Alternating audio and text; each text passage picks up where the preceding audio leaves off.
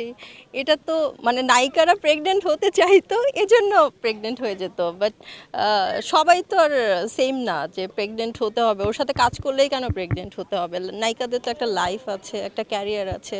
So আমি একটা movie করলাম, তারপর আমার তো আরও কাজ করতে হবে। এখন আমি তার বেবি নিয়ে বসে থাকবো যে হ্যাঁ তুমি আমার তুমি আমার মানে এইটা থেকে বের হয়ে আসতে হবে।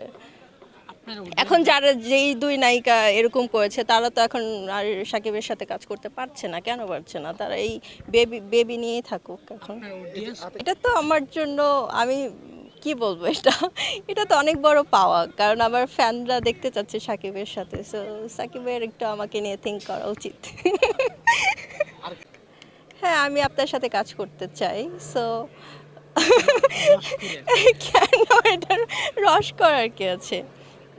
হ্যাঁ, আমি যে অফার পেলে অবশ্যই আমি আপনার সাথে কাজ করব, কেন নয়, সবাই করতে চায়, কারণ আপনার মতো এত সুন্দর হিরো বাংলাদেশে নাই। ইন্ডিয়াতেও এখন রণবীর রণবীর সুন্দর, হ্যাঁ রণবীর আছে, ইন্ডিয়াতে কয়েকজন আছে, বাট বাংলাদেশে দেখেন আমাদের শাকিব খানেই একজন, তার মতো সুন্দর কিন্তু আসলে কেউ নাই। ইন্ডাস্ট্রির জন্য এই পরিবর্তনটা খুবই ভালো, কারণ আগে তো শুধু একটা দুইটা নায়িকা নিয়েই কাজ করতে হতো তাকে, যেমন তার ওয়াইফ ছিল, আরেকটা মেবি গার্লফ্রেন্ড ছিল, যাই হোক। ও দুইটাই ওয়াইফ ছিল, জানি না। ও আচ্ছা।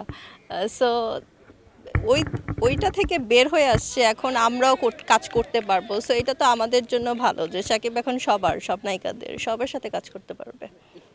এটা তারা চেয়েছে, এজন্য মানে বাবা বানিয়ে ফেলেছে।